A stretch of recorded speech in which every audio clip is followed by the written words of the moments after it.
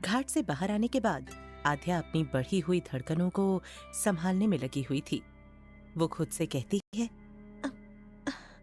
ये कौन है जो पहले कभी नहीं दिखे और मैं इनकी आंखों में कैसे खो गई। वो अपने आप से बात करते करते वंशिका के पास पहुंच गई। वंशिका बोली, कहाँ रह गई थी आदू? तुझे पता है ना, मेरी माँ मुझ पर गुस्सा करेंगी जब मैं देर से घर जाऊंगी। सच में सौतेली माँ ऐसी ही होती है। आध्या कहती है, कोई बात नहीं वंशी, कम से कम तेरे माँ पापा तो हैं। सौतेली माँ हुई तो क्या हुआ। वंशिका सोचती है, उसने वैसे ही आध्या के जख्म को कुरेद दिया है। वो आध्या से कहती है, आई एम सॉरी आधु, मेरा इरादा तेरा दिल दुखाने का नहीं था। आध्या हंसते हुए कहती है, पागल, मुझे तेरी बातों से बुरा नहीं लगा। वो जा रही थी, तभी पुजारी जी उसको पीछे से आवाज देते हैं, आध्या बिटिया। हाँ बाबा बोलो, आध्या कहती है। तो पुजारी जी कहते हैं, बेटा, यहाँ पर आश्रम की कुछ लड़कियां तुमसे नृत्य सीखना चाहती हैं। अगर तुम्हारे पास समय है तो उनको नृत्य सिखा दोगी? आध्या कहती है, ठीक है बाबा, मुझे कोई दिक्कत नहीं है। आप उन्हें सुबह पूजा के बाद घाट पर मिलने के लिए कहिए। वहाँ पर भीड़ नहीं होती है, वहाँ पर उनको मैं नृत्य सिखा दूंगी। पुजारी जी कहते हैं, ठीक है बिटिया, मैं उनसे बोल दूंगा। आध्या और वंशिका अपने अपने घर चले जाते हैं। आध्या पहले आश्रम जाती है और फिर अपने घर चली जाती है। वहीं दूसरी तरफ ऋषभ भी अपने होटल पहुंच चुका था। वो खुद से कहता है, कितनी गहरी आंखें हैं आध्या तुम्हारी, उनमें डूबे रहने का मन करता है।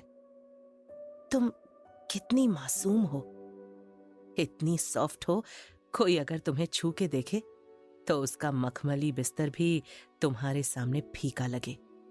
क्या है ऐसा तुम में? क्यों मैं तुम्हारी तरफ खींचा चला जाता हूं? क्यों तुम्हें याद करते ही मेरी धड़कन बढ़ जाती है? क्यों तुम्हें छूते ही करंट लगता है? वो अपनी आंखें बंद करता है तो उसके सामने आध्या का मुस्कुराता हुआ चेहरा आता है।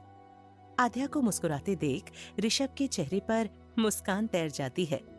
वो मुस्कुराते हुए अपनी आंखें खोल देता है। कब आध्या के ख्यालों में सो जाता है उसको पता ही नहीं चलता। अगली सुबह ऋषभ हर रोज की तरह सुबह उठा और मंदिर में चला गया। उसने अपने नियम के अनुसार पहले घाट के पानी में डुबकी लगाई, फिर मंदिर में आ गया। आज आध्या अभी तक आई नहीं थी। पुजारी जी उसकी राह तक रहे थे तो ऋषभ उनके पास जाता है और कहता है, क्या हुआ पुजारी जी, आपने अभी तक पूजा शुरू नहीं की? पुजारी जी कहते हैं, बेटा, आध्या अभी तक नहीं आई है, हम बस उसी की राह तक रहे थे। ऋषभ कहता है, पुजारी जी, आप पूजा में देर मत कीजिए, आप पूजा शुरू कीजिए। पुजारी जी कहते हैं, पर बेटा, ये पूजा आध्या के शिव तांडव के बिना अधूरी है। ऋषभ कहता है, पुजारी जी, आज मैं शिव तांडव करूंगा, आप पूजा शुरू कीजिए।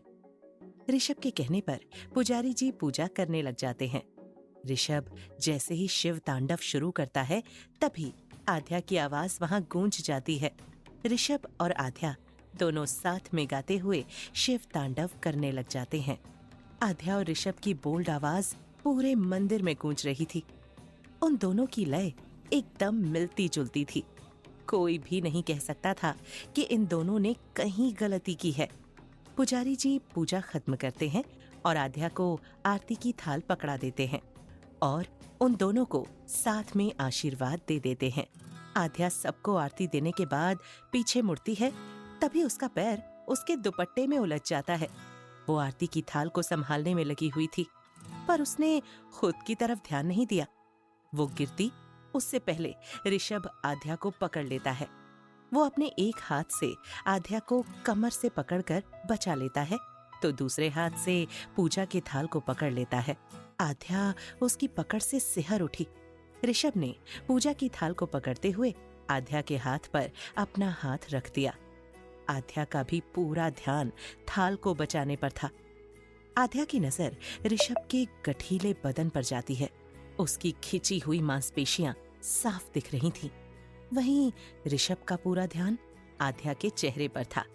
ऋषभ की नजरें तो आध्या के चेहरे से हटती ही नहीं थीं। दोनों एक दूसरे की आंखों में देखे जा रहे थे। उनको किसी का ख्याल नहीं था। दोनों के लिए तो दुनिया जैसे रुक गई थी। तभी पुजारी जी बाहर आए और बोले, बिटिया, तुम ठीक तो हो ना? तभी आध्या और ऋषभ की तंद्रा टूटती है। पुजारी जी आरती की थाल लेकर चले जाते हैं।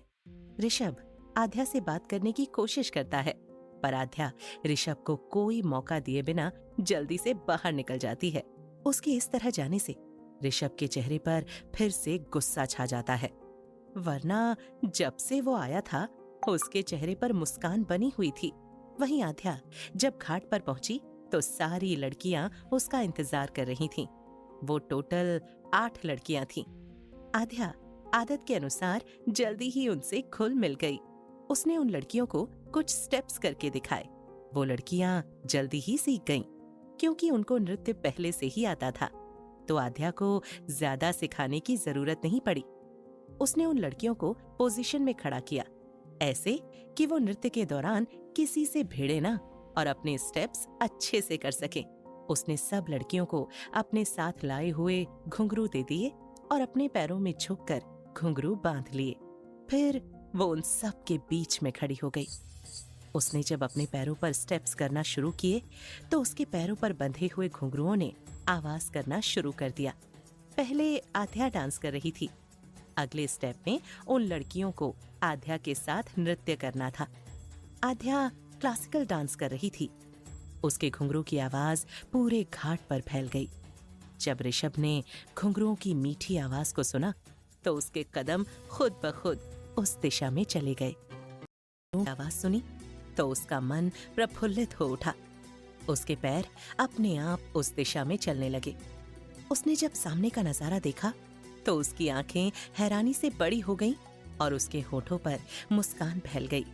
आध्या अपने आप में मगन नृत्य कर रही थी। उसने अपने दोनों हाथों को अपनी आंखों की तरफ ले जाकर बीच में गोल गोल घूम गई। फिर उसने अपने हाथों को अपने दिल की तरफ करके अपने हाथों से एक फूल का आकार बनाया और फिर ऊपर की तरफ अपने हाथ खोल दिए और नृत्य करने लगी। उसके ये स्टेप्स करते ही बाकी लड़कियों ने भी यही किया। उनका तालमेल सही तो नहीं बैठ रहा था, पर वो लड़कियां अच्छा कर रही थीं। आध्या की सुरीली आवाज पूरे घाट पर गूंज रही थी। ऋषभ के कानों में उसकी आवाज मीठी चाशनी की तरह घुल रही थी।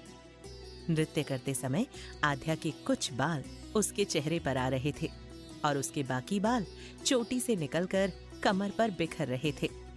सूर्य देव की हल्की लालिमा उसके चेहरे पर गिर रही थी, जिससे आध्या के चेहरे का नूर और बढ़ रहा था। ऋषभ आंखों ही आंखों से आध्या के चेहरे का नूर पी रहा था। ऋषभ वहां से उठकर आध्या के पास आया और बाकी लड़कियों को इशारे से वहां से जाने के लिए बोल दिया। लड़कियां चुपचाप वहां से चली गईं। आध्या को पता ही नहीं चला कि वो कब चलती हुई अपने नृत्य में पूरा गुम हो गई थी। वो घाट के बीचों बीच चक्कर काट रही थी। तभी उसके घुंघरू निकलकर गिर गए। ऋषभ की नजर उन पर पड़ गई।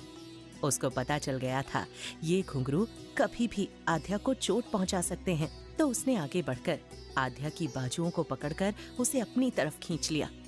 ऋषभ खुद को पीछे गिरने से संभाल नहीं पाया और आध्या को लेकर नीचे गिर गया। आध्या की आंखें गिरने की वजह से बंद हो गईं, पर ऋषभ तो हमेशा की तरह सब कुछ भूलकर आध्या को देखने में लगा था। आध्या की सांसें नृत्य की वजह से तेज चल रही थीं।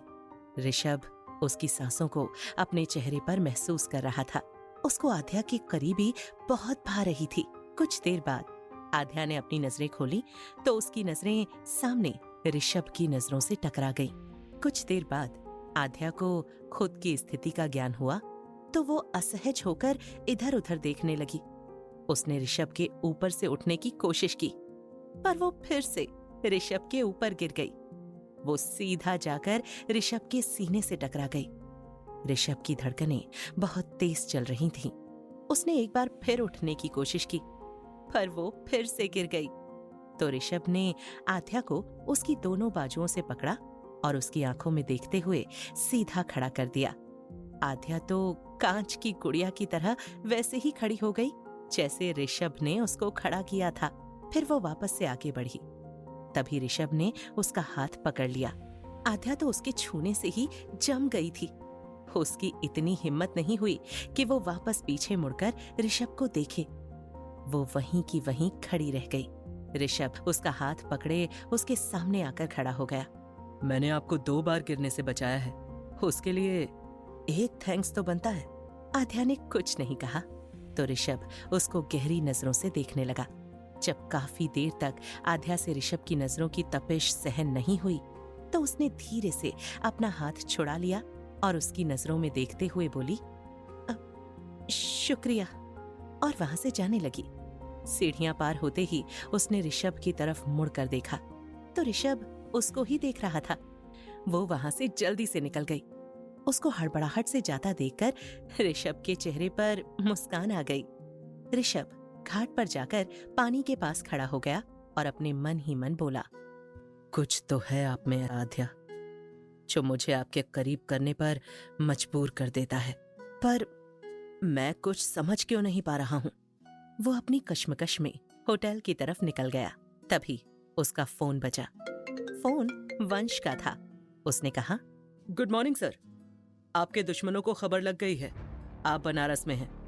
आप बचकर रहें और आप ज्यादा आध्या मैडम के करीब ना रहें, क्योंकि वो समझ जाएंगे कि आध्या जी आपकी कमजोरी हैं।